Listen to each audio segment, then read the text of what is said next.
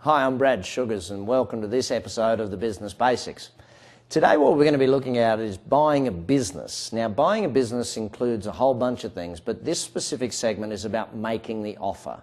What is the offer and how you're going to construct the offer to buy the business? How you're going to value the business to get that into play? Now, some of the things you're going to have to take into account when you're putting an offer together to buy a business is that the person selling will generally have come up with a price. You've got to find out how did they arrive at that price. What was their methodology of arriving at that price? Now, in many cases, they'll tell you it was just a guess. So you need to help them understand why it is and how it is you've arrived at your price. See, you're going to arrive at a price that's different to theirs, and you've got to give them justification as to why your price is the more accurate reflection of the value of the business than theirs. You know, too often these people have been given a price by someone and told, oh, it's worth this, and they won't know why it's worth that. You've got to find it out. Then you've got to explain yours. Now, to construct the offer, what we're going to take a look at is several things. We're going to look at the value of the assets, we're going to look at the value of the cash flow, and we're going to make a determination based on these. Now, our offer is going to be constructed not only of a price that we're offering for it, but it's going to be one of several types of offers. So let's go through each one of them. Firstly, the lowball. Well, most people have done a lowball at some stage in their life. Lowballing buying a business works if there's a time constraint placed upon the other person. It's the only time when a lowballing really does work. If they have a time constraint, like they have to be out by X date or they must sell by this time or something along those lines, is when a lowball type offer will work. The other time, and it's very important that you understand this, I see people that are amateur business buyers and amateur property investors all the time. They go in and they start to try and detract from the value of the business. They start going in and saying, oh, well, look, I would offer you more, but you haven't done this right, this is bad, this is bad, this is bad, this is bad. Wrong. The moment you walk in the door, you've got to become complimentary. You've got to get them to like you. How do you get them to like you? You tell them how good some of the aspects of their business are. So find the good parts and say, listen, geez, I love the way you've set this business up in this format. I think that's brilliant. I really do like that. Now, once you've talked to them about all the things that you like, now you and them actually have some things in common. There's a good chance that they'll want you to actually buy their business. Previously, there was very little chance they'd want you to buy their business because all you wanted to do is tell them how bad it was. Well, then why do you want to buy it if it's so bad? You know, so get alongside with them. The lowball offer, look, I'll give you some simple wording for it. Generally, when I'm doing a lowball with someone, I say, look, I've sat down, I've done all my numbers. I've looked at the business from top to bottom. As you know, I've been here with you. And I understand what price you put on the business, but given my experience and given what I've seen, the only price I can put on the business is this. Let me tell you why. And you go through it and you say, look, I know that offer is nowhere near where you wanted it to be, and I know it's probably not something that you're wanting to accept, but I wanted to give you the offer anyway. I wanted you to know that I'm there and I'm available. Here's my card. Should at any time you actually believe that offer might be something you'd want to take, please give me a call. Now, in talking with them, I've actually been nice to them. I've explained why my offer is where it is. I've said it might not be something they want to do, but if it is, please give me a call and I'll be willing to chat. That's how we'll get a lowball in there.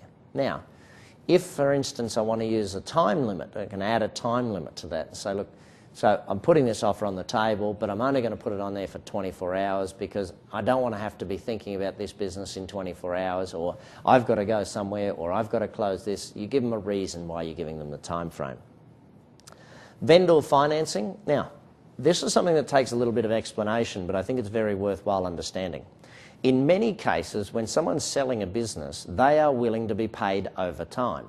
So when you're on the first phone call with them, you'll ask something along the lines of, by the way, have you ever thought of vendor financing? They'll usually ask, well, what's that? And you simply explain, well, it's where a portion of the sale is actually paid to you over time rather than all of it paid up front. Instead of lending money from the bank, who don't really like to lend money to buy businesses, instead of that, I would just pay you over time rather than paying you up front. Now, that sort of a deal is very commonplace in businesses. It's harder when there's a broker working to sell the business because they want to get paid their commission up front. They don't want to take that over time.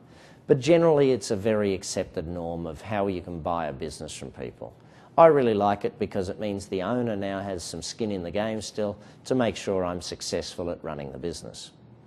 The next offer, due diligence offer. Now, I've already done a video on how to do due diligence. I hope you go and watch that. But generally, the subject to due diligence offer is very important, and the subject to due diligence offer is one methodology of making sure that you get the best price available, because after you see the things that they haven't told you about the business or the things that they did tell you that weren't true, you're going to be able to negotiate the value down further and further. Taking over the leases. Now, oftentimes you'll find businesses that really are just worth nothing. They're not worth a dime. You know, they pay the owner a wage and that's it. That business is not worth anything. Maybe there's some assets that are worth a few dollars or something along those lines, but the owner wants to get out. And why do they want to get out? Whatever their reasoning, it doesn't really matter.